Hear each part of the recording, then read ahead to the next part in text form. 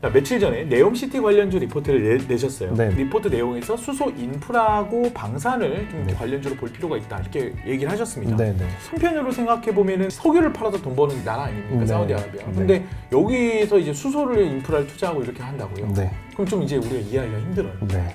어떻게 된 걸까요? 싱싱한 인터뷰, 찾아가는 인터뷰, 더보자 얼라이브 한국경제신문 기자 고윤상입니다. 자, 여러분 수소, 방산, 우주 이런 산업들 들으시면 어떤 생각이 드세요? 아, 이게 좋은 산업인 건 알겠는데 도대체 언제 투자해야 되는지 또 어떻게 투자해야 되는지 또 이걸 정말 과거에 우리가 생각했던 성장 업종대로 업종을 보던 그런 방식대로 투자해야 되는지 참 고민이 많습니다. 자, 그런데 단순히 그런 성장성만 보고 투자하는 것이 아니라 시대의 변화를 봤을 때 이 업종에 대해서 관심을 가져야 한다는 목소리가 많습니다. 오늘 이 이야기에 대해서 좀 심층적인 이야기 나눠보기 위해서 SK증권 제가 찾아왔습니다. 오늘 만나실 분은 나승두 SK증권 연구원입니다. 안녕하십니까? 네, 안녕하십니까. 네. 이 분야에서 요즘 가장 주목받고 있는 연구원이시고 아닙니다. 시대의 흐름을 굉장히 빠르게 캐치하시는 또 젊은 연구원이시죠? 네. 아유, 뭐 실물이 훨씬 잘생기신 것 같습니다. 아닙니다. 네.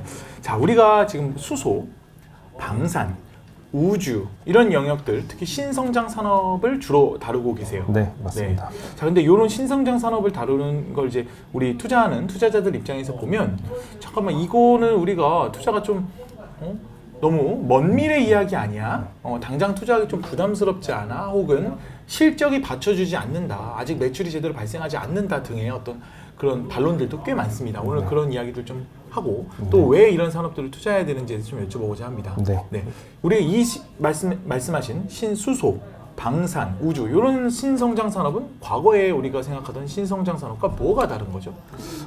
일단 제가 좀 드리고 싶은 말씀은 수소든 방산이든 우주산업이든 사실 각각 하나하나만 놓고 이야기를 해도 충분히 많은 이야기를 나눌 수 있는 그런 주제들인데 그것들을 각각 하나하나 떼어놓고 보기보다는 제가 요즘에 가장 많이 말씀드리는 게 이 여러 가지 요즘 대두되는 성장 산업들이 그냥 단순히 각각 따로따로 성장하는 게 아니라 하나의 어떤 얽혀있는 메커니즘 아래서 같이 성장하는 분야다라고 말씀들을 드리고 싶은데 그런 이야기들을 같이 나눌 수 있는 자리를 만들어 주셨다는 거에 일단 감사하다는 말씀을 드리고 싶고요. 다른 과거의 어떤 성장 산업이라고 보면은 대부분 그냥 기업들이 실적이 얼마만큼 빠르게 성장하고 우상향하고 주가가 얼마나 이렇게 빠르게 좀 움직일 수 있느냐 그런 부분들에 좀 방점이 찍혀 있었다면 요즘에는 4차 산업혁명 시대라는 것도 이야기가 많이 나왔습니다만 전반적으로 어떤 새로운 세대를 맞이하고 IT 기술의 발전과 여러 가지의 어떤 그런 시대적 변화 흐름에 맞춰서 중장기적으로 성장을 하는 산업들이 무엇이 있을까에 대해서도 지금부터 깊이 있게 고민하는 게 굉장히 중요하다라고 생각을 하고 있거든요. 그리고 또 투자자분들의 이해도나 또 알고 계시는 부분들, 지식적인 부분들이나 그런 것들이 워낙 또 많이 고도화되고 많아지셨기 때문에 이런 부분들이 지금 이미 또 주가에 반영돼서 그 기업들이 성장 가능성이 있다라고 투자자분들이 판단을 하시면 주가도 실제로 좀 움직이는 그런 모습들을 많이 보이고 있는 상황이기 때문에 지금부터 계속해서 관심을 좀 가지셔야 된다라고 말씀을 드리고 있습니다. 아, 그렇군요. 그러니까 단순히 우리가 기술 개발을 통해서 성장 산업의 어떤 성장성을 보여주고 이런 시대를 이제 넘어서 시대적 변화에 맞춰서 성장 산업을 바라보고 해석할 수 있어야 된다. 이런 취지죠. 자, 지금 전 세계적으로는 사실 이 반세계화, 영어로 하면 이제 디글로벌리제이션이라는 표현을 쓰죠. 그러니까 글로벌화, 여러분들 글로벌화라는 거는 세계 공급망이 각국이 국경 없이 공급망을 만들어내고 또 거래도 국경 없이 하는, 그러니까 미국 중심의 세계화를 말하는 겁니다. 근데 이제 그런 세계화 흐름들이 최근에 깨져가면서 또 성장 산업을 바라보는 우리의 시각도 바뀌어야 된다. 이런 목소리가 있습니다. 연구원이 그런 목소리를 내시는 분 중에 맞습니다. 한 분이고요. 그러니까 이제는 저도 이제 어렸을 때부터 이제 계속 정해져 있는 교육 커리큘럼에 따라서 쭉 이제 공부를 하고 성장해온 세대로서 이제 그런 과정에서 항상 보면은 경제적인 이론으로 놓고 본다고 하더라도 어느 국가든 본인들이 더 경쟁 우위에 갖고 있는 것에 조금 더 집중한다면 그 국가들이 서로 협력하고 교류하면서 훨씬 더 좋은 시너지를 창출해내고 좋은 결과물을 만들어낼 수 있다. 자유주의 경제 논리와 맞는 어떤 그런 내용들을 배워가면서 이제 그렇게 성장을 해왔는데 이제는 지구촌, 그러니까 하나의 마을이라고도 그렇게 이야기를 했었던 지구촌이라는 그렇죠. 이름이 무색할 정도로 자국 우선주의라는 것을 넘어서서 이제는 우리 편 우선주의라는 이야기들이 대두가 될 정도로 끼리끼리 의기투합하는 그런 모습들을 보이고 있다 보니까 사실 우리나라 같이 그 중간에 끼어 있는 샌드위치의 어떤 입장에 있는 우리나라 같은 경우에는 어느 하나를 쉽게 선택하지 못한다라는 점에서 굉장히 좀 어려운 부분들이 있는데 네. 반대로 그 안에서 우리가 충분히 공략하고 이익을 얻을 수 있고 또는 기여할 수 있는 그런 부분들이 분명히 있다라고 생각을 하기 때문에 사실 지금 우리나라의 이런 그 말씀 주셨던 탈세계화에 있어서 굉장히 중요한 그런 기술력을 확보하고 그리고 또 포지셔닝을 잘 하는 게 굉장히 중요한 시점이라고 좀 생각을 하고 네. 있습니다. 특별히 수소라는 어떤 특정 업종, 네. 이 성장이 있는 분야가 이 탈세계화 흐름에서 특별히 우리가 주목해야 될 이유는 무엇일까요? 일단 우리나라에서 수소 이야기를 하면 그 수소에 대해서 정말 먼 미래의 이야기라고 생각하시는 분들이 굉장히 많은데요. 네네. 근데 그 수소라는 게 굉장히 중요한 이유가 뭐냐면 그동안에 우리 그 전 지구가 전 세계의 모든 국가들이 화석 연료라는 전통적인 에너지를 기반으로 해서 이게 움직였다면 네. 이제는 친환경적인 그러니까 탈탄소해야 된다라는 어떤 그런 공통적인 목적도 있습니다만 아까 말씀드렸던 것처럼 탈세계화가 진행이 되다 보니까 우리나라 같은 경우에는 기름이 나는 국가가 아니잖아요. 네. 그러니까 우리나라처럼 에너지의 자립을 확실하게 할 수 없는 국가들 같은 경우에는 이런 탈세계화의 움직임이 굉장히 큰 리스크와 부담으로 작용을 할 겁니다. 네. 물론 우리나라뿐만 아니라 지금 전 세계적으로 놓고 봤을 때 뭐 원유를 생산해낼 수 있는 국가가 한정적이고 그리고 네. 그들이 가지고 있는 에너지 패권과 기득권이라는 게 워낙 명확한 상태이긴 하지만 그 주변 국가들 에너지를 자립하고 스스로 에너지를 친환경적으로 가져가야 되는 어떤 그런 그 흐름 속에 놓여 있는 국가들 입장에서는 그럼 원유를 벗어나서 우리가 확실하게 사용할 수 있는 에너지원이 무엇이 있을까라는 거를 생각해 보면 네. 우리가 흔히 이야기하는 친환경 에너지라고 하는 뭐 태양광이나 풍력 같은 에너지원들이 분명 있습니다만 그 태양광이나 풍력 에너지가 잘못됐고 수소가 정답이다라는 얘기를 하고 싶은 게 아닙니다. 그러니까 태양광이나 풍력 에너지를 기본적으로 사용을 할 텐데 그렇죠. 우리가 알고 있는 것처럼 태양광이나 풍력 에너지는 워낙 간헐적인 부분들이 많이 있고 간헐적이라 하면 쉽게 얘기하면 꾸준히 생산하기 어렵다. 내가 필요로 할 때 그 에너지를 충분히 생산해내기도 어려울 뿐만 아니라 네. 예를 들면 우리나라 같이 장마 기간이 있는 그런 국가들 같은 경우에는 그렇죠. 일조량이 줄어들면서 태양광 발전이 줄어들게 되면 또 다른 어떤 대체 에너지원을 고민해야 되는 문제가 분명 있죠. 네. 반대로 우리나라도 이제 무더위가 있는 기간들이 좀 있다 보니까 일조량이 충분하다고 했을 때는 그만큼 태양광 발전을 넉넉하게 충분하게 할 수도 있을 텐데 네. 그런 부분 어떤 그런 변동성, 그러니까 간헐적인 그런 에너지 생산 부분을 충분히 보완해 나가면서 상호 대체제의 역할을 하는 것이 아니라 상호 보완제의 개념으로 그 전기를 컨트롤하고 계속 이렇게 사용할 수 있게끔 만들어주는 매개체로서 수소의 역할이 굉장히 중요하다고 생각을 하기 때문에 네. 전 세계적으로 이런 에너지 자립과 에너지 독립을 원하는 국가들이야말로 수소에 대해서는 계속해서 좀 관심을 놓을 수 없는 그런 분야다라고 좀 생각을 합니다. 네, 그렇습니다. 그러니까 여러분 뭐 우크라이나 사태로 인해서 유럽이 에너지 위기를 겪었고 중동과 미국의 관계도 뭐 예전 같지가 않습니다. 그러니까 기존의 에너지 공급망이 흔들리면서 우리 에너지를 자립하지 못한 우리나라 같은 경우도 이거 자칫하다간 우리가 에너지 위기에 빠질 수도 있겠구나. 이거 그렇죠. 국가 성장과 직결될 수 있는 문제겠구나 하다 보니 전 세계적으로 기업뿐만 아니라 국가 차원에서 혹은 국가보다 좀 넓은 어떤 뭐 유럽 연합이라든가 이런 단위 차원에서 수소를 계속 육성할 수밖에 없는 시대적 환경이죠. 맞습니다. 네, 자 우리 그러면 수소는 그래서 우리나라 국내에서도 대기업들이 수소 관련된 투자를 정말 많이 내놨어요. 네. 사실 올해 초만 보더라도 대기업들의 수소 투자를 보면 뭐 숫자가 뭐 몇십 조 뭐 아주 뭐 파티입니다. 그런데 실제로 우리 투자자들이 느끼기에는 상당히 미미하고. 실제로 뭐 주변에 수소 충전소를 본다든가 이런 어떤 변화는 우리가 체감하지 못해요. 네. 왜 이런 딜레마 좀 괴리를 할까요? 이런 게 생길까요? 일단 수소도 그렇고 뭐 전기차도 그렇고 어떤 새로운 성장하는 산업들을 투자자분들께서 이 산업이 정말 성장하고 있구나라는 것들을 확실히 느끼실 수 있는 가장 빠른 방법은 내 눈앞에서 전기차가 많이 다니고 맞아요. 내 눈앞에서 수소차가 많이 다니는 게 가장 확실한 방법이긴 합니다. 네. 근데 알게 모르게 우리나라는 오래전부터 이제 수소를 어떻게 활용을 해서 뭐 발전용으로 수소를 쓸지 또는 이제 모빌리티용으로 수소를 사용할지 이런 수소를 활용하는 어플리케이션 분야에 있어서는 상당히 좀 앞서 나가고 있었는데 네. 그 앞서 나가고 있는 그 부분이 우리 투자자들이 직접 가까이에서 목도할 수 있을 만큼 충분하지는 않았었던 거죠. 네. 근데 그렇다 보니까 우리가 느끼기에 너무 뜬구름 잡는 얘기하는 거 아닌가? 약간 그런 식의 이야기들을 많이 하고 있지만 이거는 사실 수소라는 어떤 그런 부분들을 살펴본다고 하더라도 뭐 닭이 먼저냐 달걀이 먼저냐에 대한 어떤 그런 부분들일 수도 있는데 뭐 수소차가 많아져야 뭐 수소 충전소가 많아질 것이냐 또는 뭐 수소 충전소가 많아져야 수소차가 많아질 것이냐 약간 어느 쪽을 먼저 이게 키워야만 산업이 전반적으로 성장할까에 대한 결론을 명확하게 내리지 못했던 부분들이 있었고요.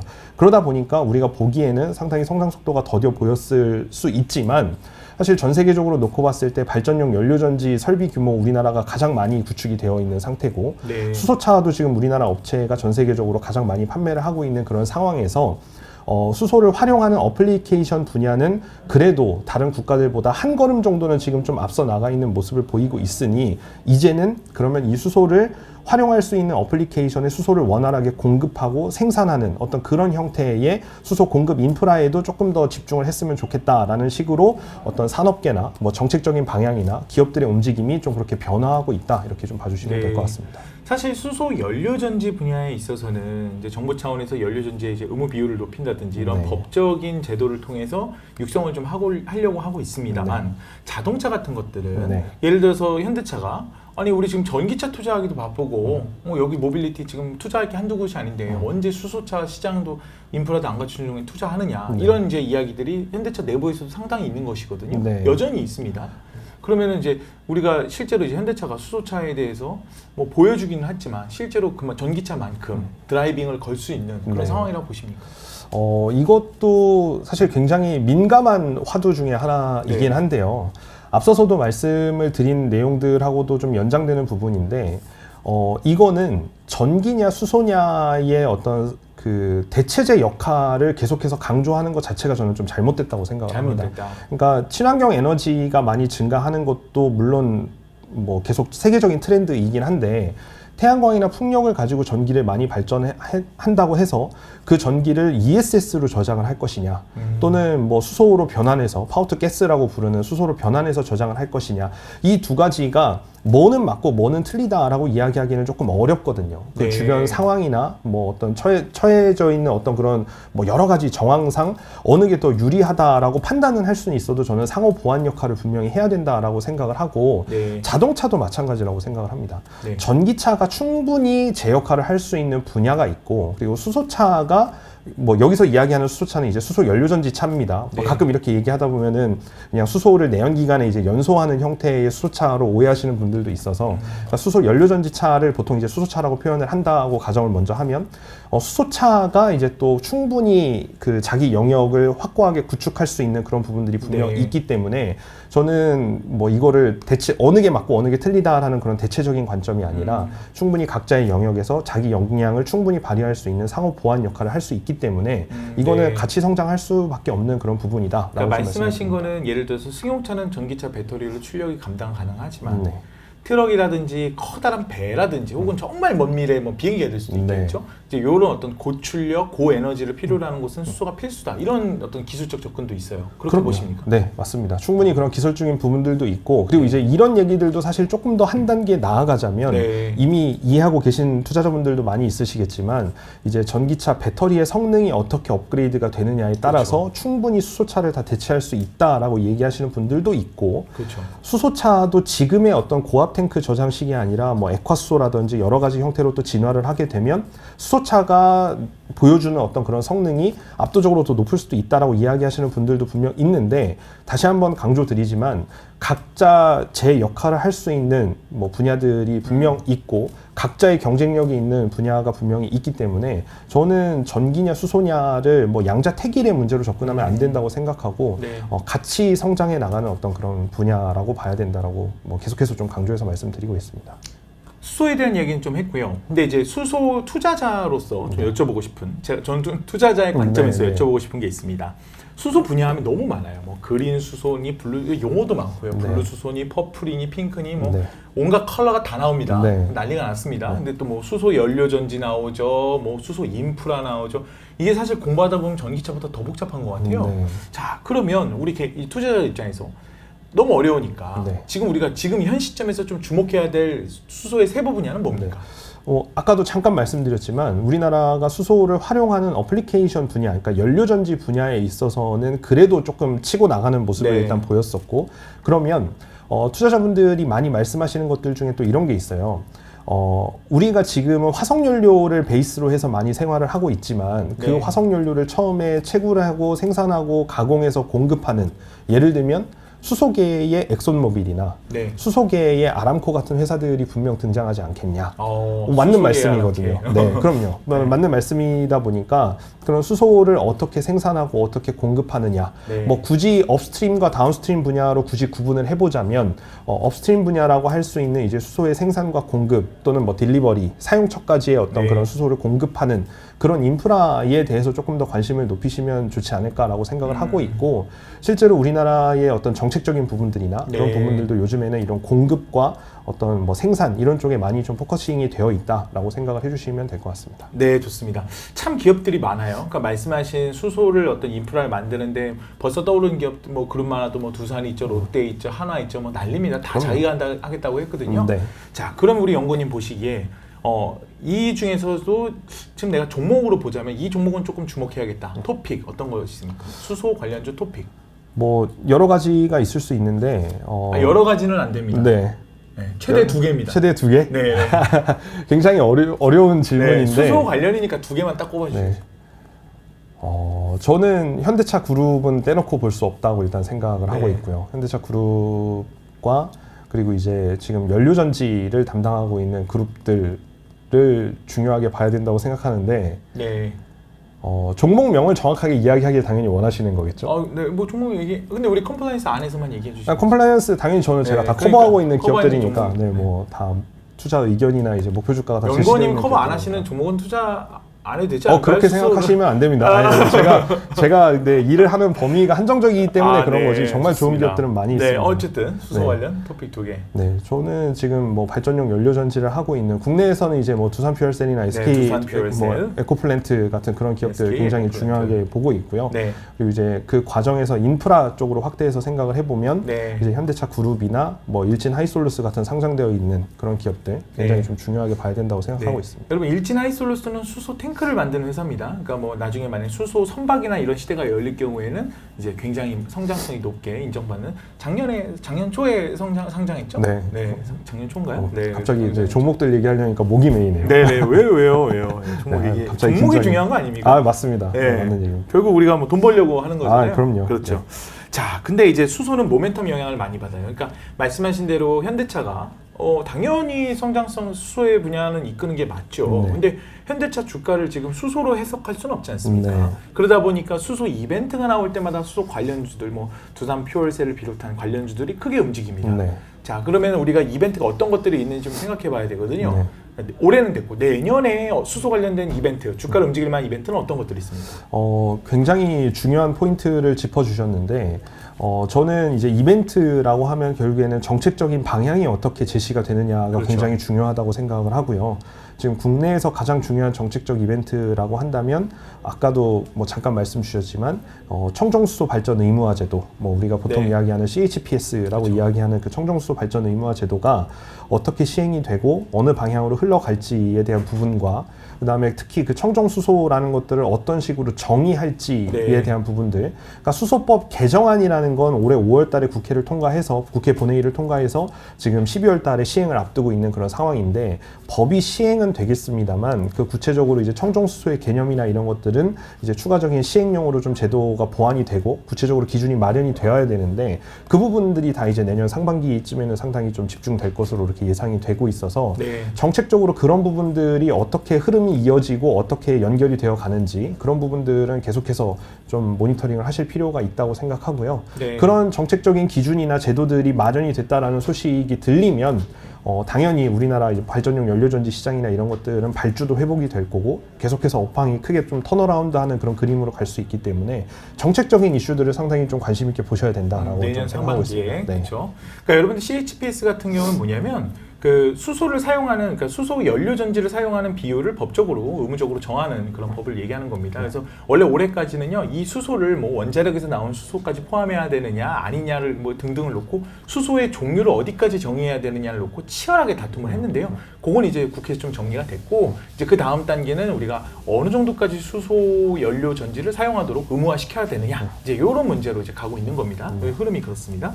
자 수소 얘기 자 우리 토픽도 꼽아주셨고 하니까 수소 얘기 여기까지 하고요. 네. 다음에 우리 방산 우주 얘기로 넘어가도록 하겠습니다. 자 우주로 국내 애널리스트 가운데 우주 관련된 리포트를 굉장히 많이 쓰시고 또 관련된 그 기업들을 또 두루두루 이렇게 분석하신 걸로 알고 있습니다. 네, 우주, 방산. 요거 이제 두 개 묶어서 얘기를 좀 같이 했으면 하는데요. 자, 방산은 이제 수주 산업 아닙니까? 그럼 과거에 방산을 바라보던 시각은 결국에는 정부 예산. 정부 예산이 얼마나 늘어나느냐, 국방 예산이 얼마나 늘어나느냐에 따라서 방산주가 좀 흐름이 달라졌고. 맞습니다. 최근에는 이제 수출을 늘리면서 방산주가 좀 주목받고 있죠. 그런데 한밭 좀 이제 지금 보면은 조금 고평가 상태가 아닌가. 뭐 그런 우려들도 있습니다. 어떻게 보고 계세요? 사실 지금 단기적으로는 고평가 논란이 나오는 것이 이해는 됩니다. 이해는 되는데 왜냐하면 뭐 우크라이나 전쟁도 있었고 정말 수출도 있었고 주가를 자극할 만한 어떤 그런 이벤트성 요인들이 있었기 때문에 뭐 주가가 고평가 논란이 나오는 것들은 이해를 합니다만 이미 잘 아시는 것처럼 지금 현재까지 지금 11월 이 날짜 기준으로 우리나라 방산 기업들이 수주를 했다라고 하는 그런 내용들만 가지고서라도 물론 충분히 뒤에 추가적으로 수출이나 이런 이야기들이 나오겠지만 지금까지 나온 결과물만 가지고 본다고 하더라도 이 회사들은 향후 5년, 10년 먹거리를 충분히 준비를 한 거거든요.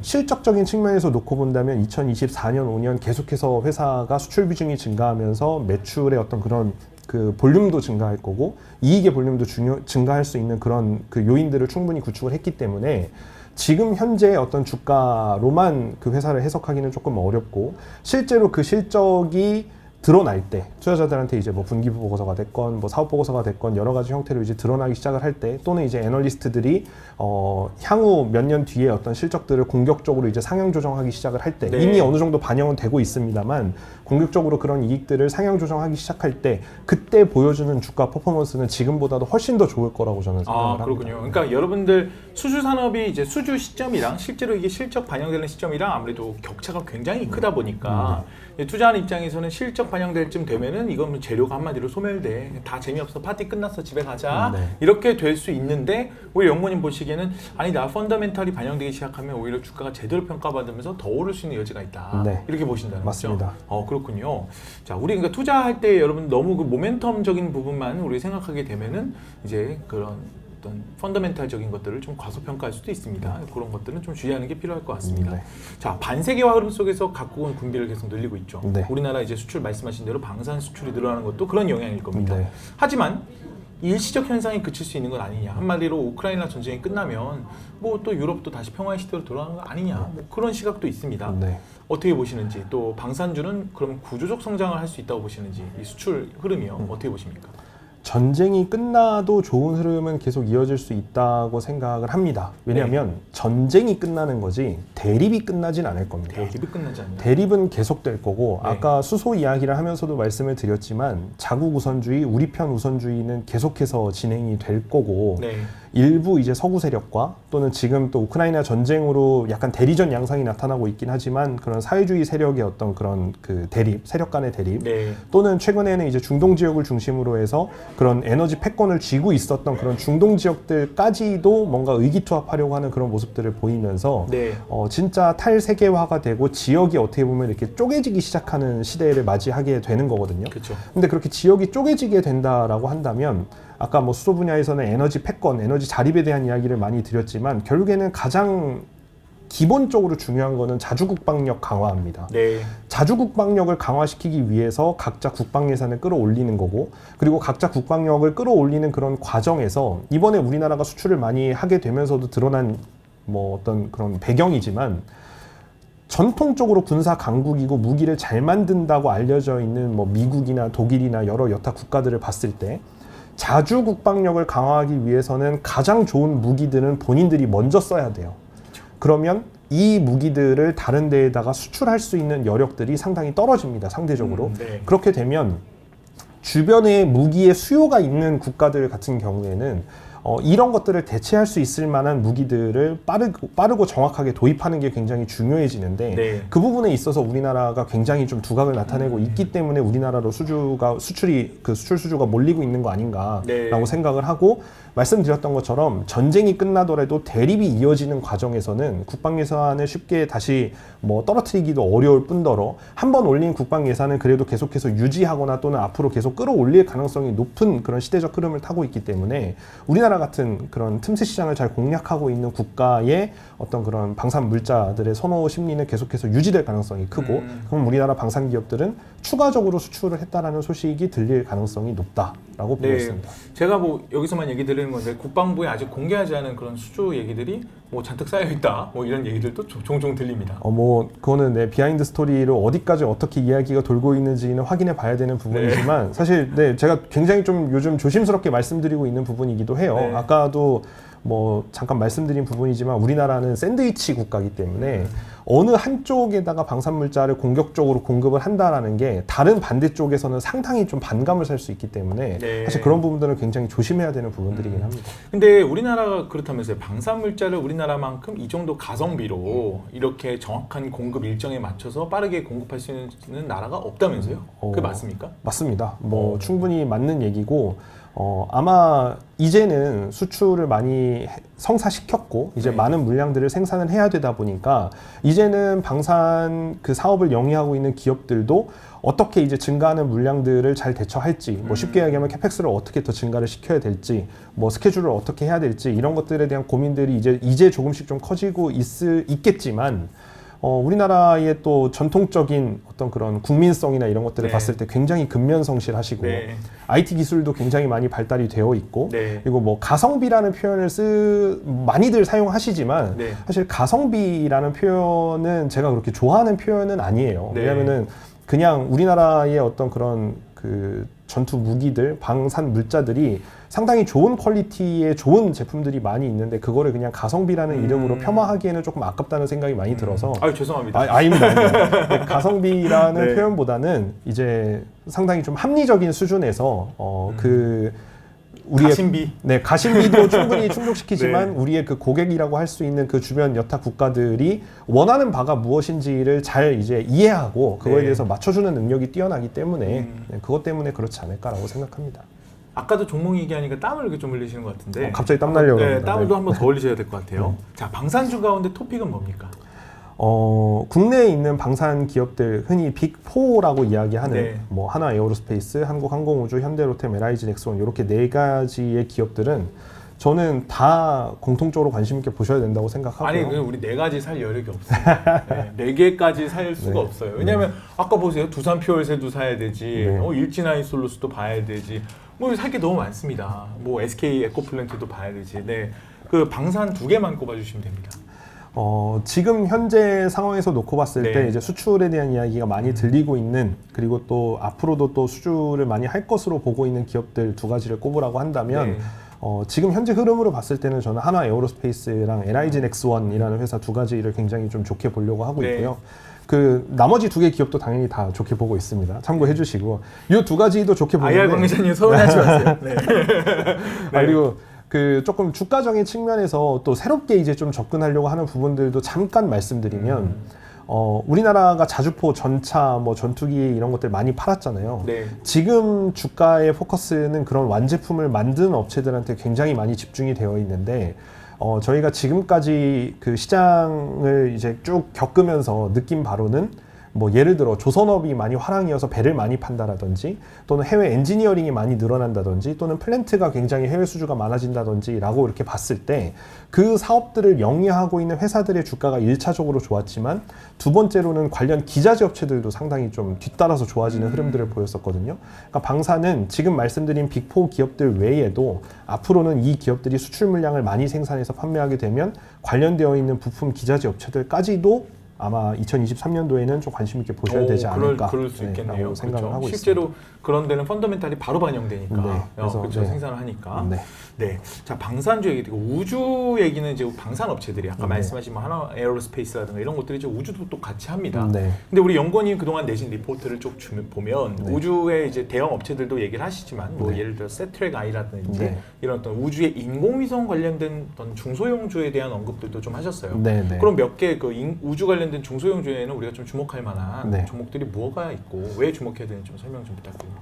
저는 사실 우주 쪽은 네. 그 인공위성을 만들고 또는 뭐 발사체를 만들고 그런 하드웨어적인 그 비즈니스를 하고 있는 기업들도 굉장히 좋게 생각을 합니다만 네. 앞으로도 굉장히 성장을 많이 할 거라고 생각을 합니다만 저는 이제 우주로부터 얻는 데이터의 가치가 굉장히 커질 거라고 생각을 하고 있습니다. 네. 네. 그러니까 우주에서 무슨 데이터가 있습니까? 예를 들면 네. 이번에 우크라이나 전쟁 때에도 미국의 막사 테크놀로지라는 회사가 굉장히 언론에서 많이 회자됐는데 네. 우크라이나를 향하는 러시아 전차 행렬이 길게 늘어뜨려져 있는 사진이라든지 인공위성으로부터 찍은 사진이라든지 네. 또는 우크라이나의 곡물을 탈취해서 싣고 나가는 배가 항구에 정박이 되어 있다가 또는 그 항구에서 이제 배가 떠난 모습을 찍은 사진이라든지 네. 또는 뭐 도시가 파괴되어 있는 그런 사진이라든지 그런 식으로 인공위성으로부터 얻는 그런 사진들이 이번에 굉장히 언론을 통해서 많이 회자가 됐거든요. 네.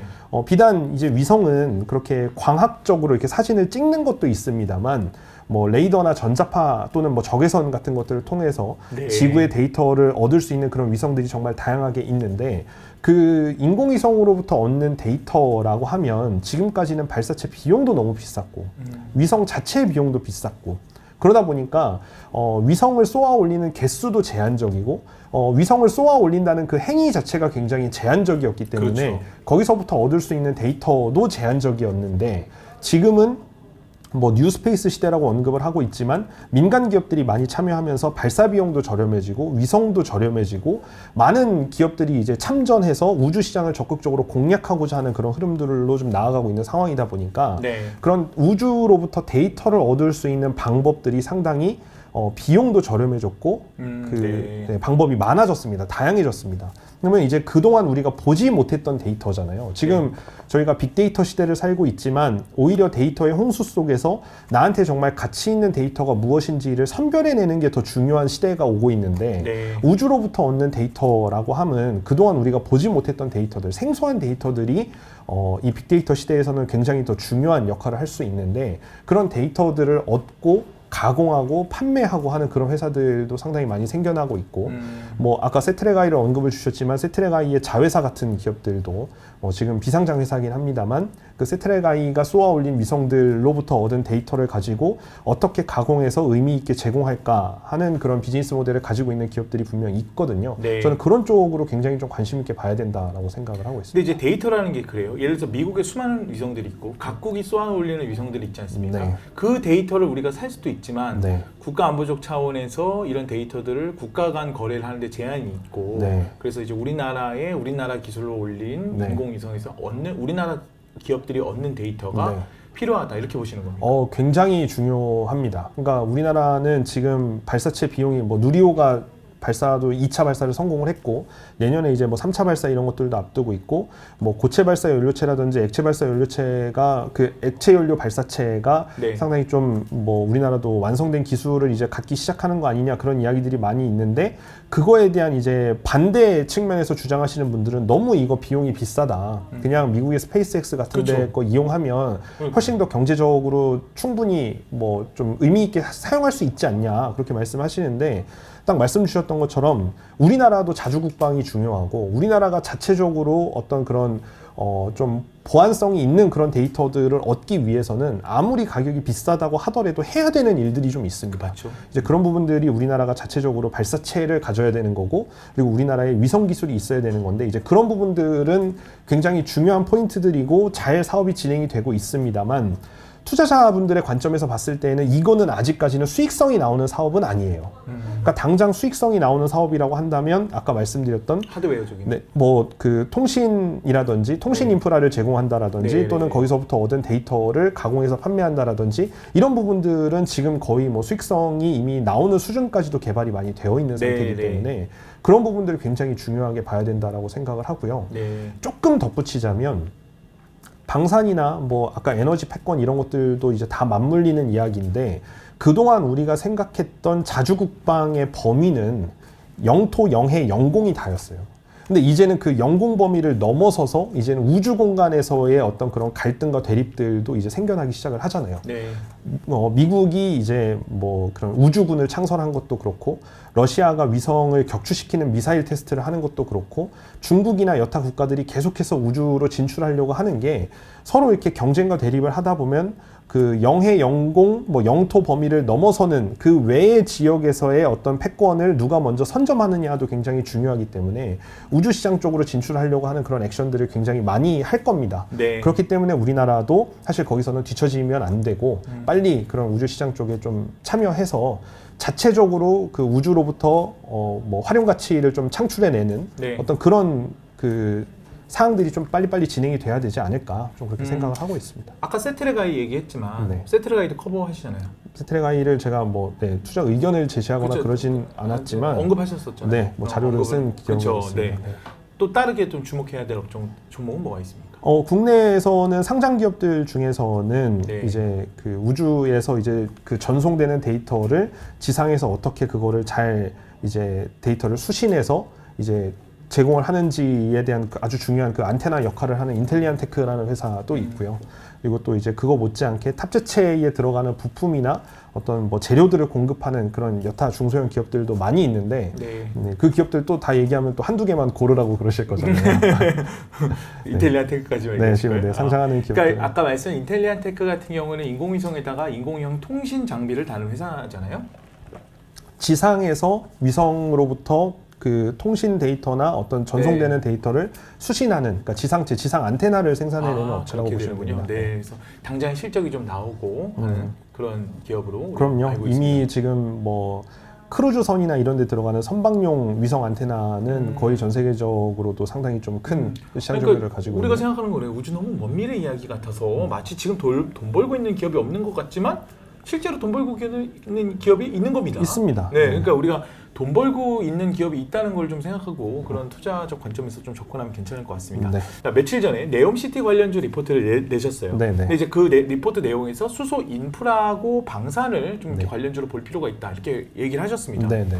자, 그런데 한편으로 생각해 보면은 에너지를 자기네 그러니까 석유를 팔아서 돈 버는 기업 저기 나라 아닙니까? 네. 사우디아라비아. 네. 근데 여기서 이제 수소를 인프라를 투자하고 이렇게 한다고요? 네. 그럼 좀 이제 우리가 이해하기가 힘들어요. 네. 어떻게 된 걸까요? 사우디뿐만 아니라 이제 중동 국가들이 네. 이제 우리나라도 물론이거니와 친환경적인 어떤 트렌드를 아예 거스를 수는 없는 상황이고요. 네. 그 탈탄소화를 많이 진행을 하다 보니까 사실 중동 지역을 중심으로 놓고 생각을 한다면 이 탈탄소화, 그러니까 화석연료의 사용의 비중이 계속 줄어든다라는 건 사실 국가적 위기로 생각할 수도 있습니다. 그리고 네. 물론 그들도 그들 자체적으로도 이제 이런 환경적인 부분들을 고려해서 탈탄소화를 하겠다라고 그렇게 선언을 좀 이미 하고 있는 그런 상황이고요. 그렇죠. 그러다 보니까 네옴시티도 그렇고 뭐 계속 그 사우디나 이런 데서 추진하는 프로젝트들의 어떤 자세한 내용들을 좀 살펴보면 그 네옴시티를 이제 그 가동하는 가장 기저의 어떤 에너지원 자체가 신재생 에너지. 화석연료가 아니라 다 네. 그 친환경 에너지이다 맞습니다. 보니까 그런 부분에 있어서는 우리나라가 상당히 좀 큰 기여를 할 수 있다고 생각을 하는데 네. 여기서 말하는 그 큰 기여라 함은 우리나라가 갖고 있는 가장 큰 장점은 뭐 수소 연료전지나 수소차 이런 것들로 대표될 수 있지만 그런 것들을 가장 많이 실생활에서 사용해보고 그거에 대한 충분한 노하우와 레퍼런스를 갖고 있는 거라고 저는 생각을 해요. 네. 그거에 대한 기술력도 물론 중요하지만 새로운 기술이 딱 나왔다고 해서 그거를 당장 지금부터 뭐 아무런 문제 없이 계속해서 쓸 수 있는 게 아니기 때문에 우리나라는 이제 그런 부분들에 있어서 상당히 좀 검증이 된 국가거든요. 그런 노하우들을 전수해주는 게 굉장히 중요하다라고 생각을 했고 그렇군요. 중동 지역에서 또 그리고 지금 대두되고 있는 것들이 중동 내에서도 어떤 그런 탄도미사일의 위협이라든지 유류 저장 시설을 공격하는 드론의 어떤 뭐 미사일의 그런 공격이라든지 그런 네. 부분들을 굉장히 좀 중요하게 생각하고 있는 그런 부분들이 있다 보니까 네. 빈살만 왕세자가 뭐 지금 2019년도에 우리나라에 방문을 했을 때에도 국방과학연구소에 방문을 해서 우리나라의 유도무기 체계에 대해서 큰 관심을 갖고 그랬던 것들이, 그리고 또 올해 초에 아랍에미리트에 우리나라가 천궁2라는 그런 그 유도무기 체계를 좀 수출을 했던 그런 부분들이 사실은 중동 지역에 지금 뭐 높아지고 있는 그런 관심사 중에 하나거든요. 그러다 보니까 우리나라 방산 업체들도 뭐 에너지 업체들도 중동 지역에서 새로운 좀 기회를 맞이하지 않을까라고 좀 생각을 하고 있습니다. 네, 우리 연구원님 리포트 보면 참 트렌디한 이슈들을 또 아주 전문적인 내용과 함께 이렇게 설명해 주시는 트렌디남이십니다. 아닙니다. 네. 마지막 질문입니다. 네. 자, 한화, 두산, 국내 대기업들, 뭐 한화, 두산, 롯데 뭐 수도 없습니다. 네. 뭐 이런 기업들이 다 수소, 우주 지금 말씀하신 우리 연구원님이 커버하는 여러 가지 신성장 업종을 다 투자하려고 하고 네. 또 다 사업을 키우려고 합니다. 네. 그런데 이제 그룹 차원에서 보면은 그룹 차원에서 이제 밸류체인을 만들어가고 그다음 투자를 또 실제로 집행해야 되고 네. 하기 때문에 단순히 개발 종목뿐만 아니라 그룹 차원에서 이 산업에 대해서 어떤 태도를 보이느냐, 이 그룹 차원에서 어떤 투자를 하려고 하느냐, 진심은 뭐냐, 진정성 있는 투자를 하려고 하는 게 맞느냐, 이런 것들을 좀 봐야 될 것 같아요. 네. 자, 어떤 그룹 딱 하나만 꼽아 주십시오. 이 그룹은 주목할 만하다. 자, 그 이유는 뭡니까? 이것도 굉장히 어려운 질문인데요. 뭐 한화, 두산, 롯데, 삼성 뭐 너무 많잖아요. 네. 네, SK니까 SK 증권이시니까 네. SK는 당연히 첫 번째일 테니까 네. 빼고요. 네. 네, 뭐 나머지 그룹 네, 중에서 당연히 첫 번째입니다. 네네, SK 그룹이 첫 번째입니다, 여러분. 네. 지금 현재 생태계를 구축해 나가는 대기업 그룹들을, 이거는 진짜 제가 솔직히 뭐 하나를 딱 찍기는 굉장히 어렵습니다. 네, 99점이 있고 98점이 있을 거 아닙니까? 와. 99점을 얘기하시면 됩니다. 네. 너무 어려운데요. 여러분 일시정조하면 아닙니다. 네. 네. 아니 근데 저 예를 들어서 있잖아요. 뭐 이게 밸류체인을 쭉 깔아놓지만 이제 실제로 집행이 좀 빠른 기업이라든가 네. 아니면은 오너가 혹은 CEO가 아주 적극적으로 이거에 대해서 관심이 더 특별히 많은 기업이라든가 그룹이라든가 이런 게 있거든요. 이게 제가 어떤 그 그룹 계열사들의 눈치를 봐서 얘기를 못하는 그런 게 아니고, 네. 우리나라 거의 10대 대기업이라고 하는 그런 기업들이 거의 대부분의 이런 친환경 에너지와 관련돼서 좀 적극적인 태도들을 보이고 있으세요. 네, 그렇죠. 오히려 반대로 이야기를 한다면 네. 조금 아쉬운 거는 이제 삼성그룹 같은 계열사들은 네. 오히려 이런 친환경 에너지와 관련된 행보들을 조금 더 적극적으로 보여주셨으면 좋겠다라는 생각이 들 정도로 네. 그 외에 여타 기업들은 상당히 좀 적극적인 행보들을 보이고 있으시고, 네. 대표적으로 이제 뭐 하나그룹, 두산그룹, 저희 SK도 물론이거니와 뭐 롯데그룹, 효성그룹까지도 네. 전반적으로 다, 효성도 있죠, 그렇죠. 네, 다 전반적으로 각각의 어떤 그런 특장점들을 살려서 워낙 그 지금 적극적인 투자나 기술 개발들을 하고 계시기 때문에 그래서 제가 이게 뭐 99점, 98점, 97점 뭐 이런 식으로 매기기도 굉장히 어려운 그렇죠. 네. 상황이긴 합니다. 그러니까 뭐 네, 각각 워낙 추구하시는 방향과 뭐 분야가 너무 다양한데 그 부분들을 다 하나하나 제가 뭐 어느 게 더 중요하고 어느 게 중요하지 않다고 이야기하는 것도 굉장히 어렵고요. 그리고 이런 부분들은 이 산업 자체가 성장하기 위해서는 혹시 겹치는 부분이 있다고 하더라도 시장의 파이를 키우는 게 중요하기 때문에 네. 이런 부분들은 다들 존중받아야 되는 부분들이고 적극적으로 좀 행해야 되는 부분들이 있다고 생각을 하기 네. 때문에 다 그냥 네, 공통적인 점수를 드리고 싶어서 네, 참 잘 피해 가셨습니다. 네. 근데 네. 2차 전지 같은 경우에도 예를 들어서 LG와 SK의 약간 연합적인 측면이 뭐 소송이 있어서 좀 그렇긴 했지만 네, 또 네. 삼성과 또 다른 그룹사네 이렇게 네. 그룹 간의 협업 체계, 뭐 합종 연행이라고 하죠. 네. 그런 체계들이 있습니다. 네. 수소도 이제 그런 체계가 있잖아요. 네. 그래서 우리가 좀 주목해야 될 연합군은 어떻게 될까요? 일단 사실 SK그룹을 조금 재밌게 보시면 좋겠다고 말씀을 드리는 게 네. SK증권이라서가 아니라 네네. 저희는 SK그룹의 어떤 그 지분관계는 없습니다. 증권이. 네네, 그럼요. 네. 네. 근데 그 SK그룹은 지금 글로벌 회사들과의 어떤 연합을 상당히 좀 적극적으로 하고 있다라는 거에 네. 저는 좀 주목을 해봅니다. 아. 그러니까 뭐 SK 같은 경우에는 아까 SK 에코플랜트를 말씀을 잠깐 드렸지만 SK 에코플랜트는 미국의 이제 블룸에너지 같은 기업들과 같이 네. 이제 합작회사도 만들기도 했고 그 외에도 해외에서 굉장히 유명하다라고 언급되는 뭐 플러그 파워라든지 그런 기업들 지금은 이제 플러그라고 이름을 바꿨습니다만 네. 그런 기업들과도 SK 그룹이 각각 계열사들이 계속해서 협력하고 좀 합작회사를 만들면서 단순히 우리나라의 어떤 인프라 생태계만을 생각하는 게 아니라 글로벌리하게 이런 인프라 생태계가 갖춰졌을 때 그룹 차원에서 어떻게 대응할 수 있을지를 좀 많이 고민한다는 점에서 저는 SK그룹이 굉장히 좀 행보를 잘 하고 있다고 생각을 하고요. 네. 네. 그렇습니다. 좋은 말씀이신 것 같아요. 네. 네, 여러분 앞으로 10년, 20년 투자를 하실 때 우리가 수소, 우주, 방산, 그 외에 여러 업종들이 있겠지만 특히 이런 성장 업종들을 공부하지 않고서는 투자를 더 이상 할 수가 없습니다.